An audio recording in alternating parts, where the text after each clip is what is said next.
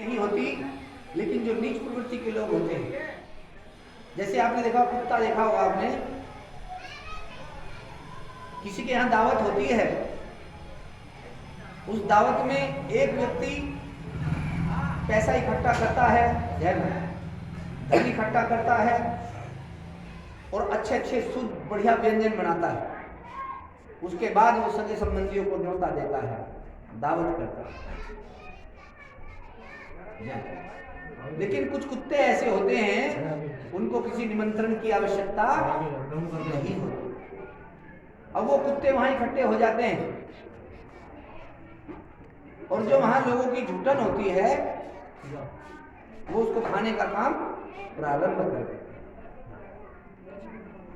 और जो मालिक होता है, जिसने वो व्यंजन बनवाया, उसको उन कुत्तों से कोई आपत्ति नहीं होती, वो उन कुत्तों को कोई परेशान नहीं करता। उसको पता है कि कुत्ते हैं तो झूठन खाएंगे, कम से कम मेरी काम को आसान कर रहे हैं, और वो खाते रहे, कोई फर्क नहीं। अब होता क्या है, माल फ्री का है। दूसरी गली के कुत्ते भी जब उस ढेर को देखते हैं तो वो भी सोचते हैं कि फ्री का माल है, थोड़ा बहुत हाथ लग जाएगा, तो वो दूसरी गली के कुत्ते भी उस भोजन के ढेर पर आ जाते हैं और वो उसको खाना प्रारंभ करते हैं। अब विचार करने वाली बात है, बहुत गहरी बात है। जो पहले कुत्ते उस झूठन को खा रहे हैं, वो खरीद के तो नहीं लाए, उनके बाप का तो कोई गया नहीं, उनके किसी बाप दादा ने वो भोजन त्याग नहीं किया, परमात्मा ने दिया उनके लिए। परमात्मा ने क्यों दिया? क्योंकि जैसे भगवान के मंदिर में नीच भी जाता है और धर्मात्मा भी जाता है, दारूबाज भी जाता है, रामाचार्य भी जाता है, चोर भी जाता है, पूजा करने वाला भी जाता है। लेकिन भगवान किसी को भी धक्का नहीं मारते।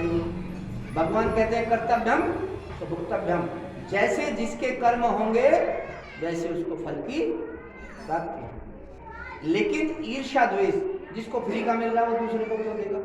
तो जो पहले कुत्ते लगे होते हैं, वो जब दूसरा कुत्ता आ जाता है तो उस पर घुराना प्रारंभ कर देगा। अब बताइए, जितना अधिकार, अब जो मालिक है, जिसने वो भोजन बनाया और परमात्मा ने उनके लिए झूठन छुटवा दी, क्योंकि भगवान तो चींटी का भी पेट भरता है, हाथी का भी पेट भरता है। मेंढक 6 महीने बरसात से पहले जमीन से बाहर निकलता, जमीन के अंदर घुस जाता है।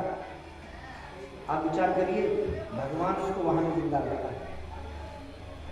परमपिता परमात्मा बड़ा ही विचित्र खेल खेलता है। जिसका विनाश करना होता है उसकी बुद्धि हर लेता है, वो धर्म के विरुद्ध चला जाता है। और विचार करिए, इतिहास गवाह है, जिसने धर्म का विरोध किया उसका पतन कोई रोक नहीं पाया। भगवान कृष्ण को दुर्योधन भी मानता था, कौरव भी मानते थे और पांडव भी मानते थे। लेकिन वो कौरव जो थे, वो अपने निजी स्वार्थ में भगवान की चाटुकारिता करते थे। पांडव ने स्वार्थ भाव से क्या करते, तो कौरवों का विनाश हुआ। तो ऐसा नहीं कि हम जाके मंदिर में घंटी बजाएं, हम जाके चालीसा करें, हम भगवे कपड़े पहन लें, हम आरती करें और अपनी सोच को ना बदलें, अपने नेचर को ना बदलें, अपने कर्म को ना बदलें, तो विनाश निश्चित है, बल्कि और ज्यादा जल्दी होगा। क्योंकि भगवान अपना चोला पहनने के बाद किसी को पाप करने का अधिकार नहीं देता, और जिसने उसके नाम का अपनी जीवया पे अनुसरण किया और अंदर से वो पाप करता रहा, तो वही भगवान, वही भजन उसका विनाश कर देता है। और अगर किसी को विश्वास ना हो तो आजमाइश करके देखिए अपने आजू बाजू में। तो जब वो कुत्ता दूसरे कुत्ते पे घुराना लगता है, तो जिसने वो व्यंजन बनाया वो डिस्टर्ब हो जाता है, क्योंकि वो एक दूसरे में भौंकने लगते हैं। तो मालिक कहता है भाई आराम से खाओ दोनों, तेरा भी इतना ही अधिकार है, इसका भी इतना ही अधिकार है। लेकिन वो आपस में लड़ने लगते हैं, नहीं लड़ते। आज भी जैसे हमारे धर्म में कई लोग मंदिरों के लिए लड़ते हैं, कब्जा करने के चक्कर में लगे रहते हैं। अरे कम वक्त तो भगवान को जान देनी है, मंदिर वहीं रहेगा, तुम चले जाओगे।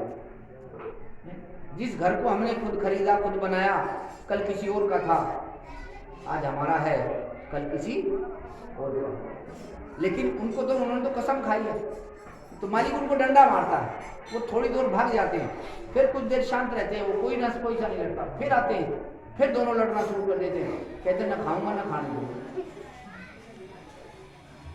तो जो सनातन को बदनाम करने का काम करते हैं, जो भगवान का नाम बोलते हैं मुख से, दुनिया में प्रपंच करते हैं, हिंदुत्व होने का एक ढोंग रचते हैं, उनका विनाश बहुत जल्दी होगा। क्योंकि भगवान अपने नाम का बदनामी नहीं करा सकता। बताइए, करा सकता है?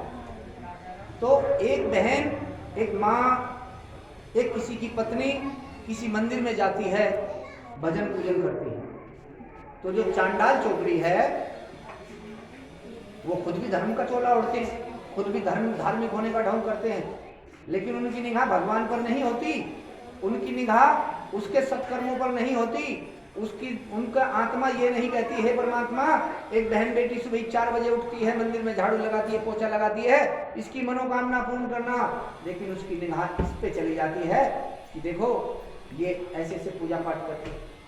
तो वो अपने जो उनका आका होता है, जो उनका मुखिया होता है, वो अपने सिस्टम को इकट्ठा करता है और वो तरीका ढूंढता है कि किस तरह से एक तीर से कई निशाने साधे जाए।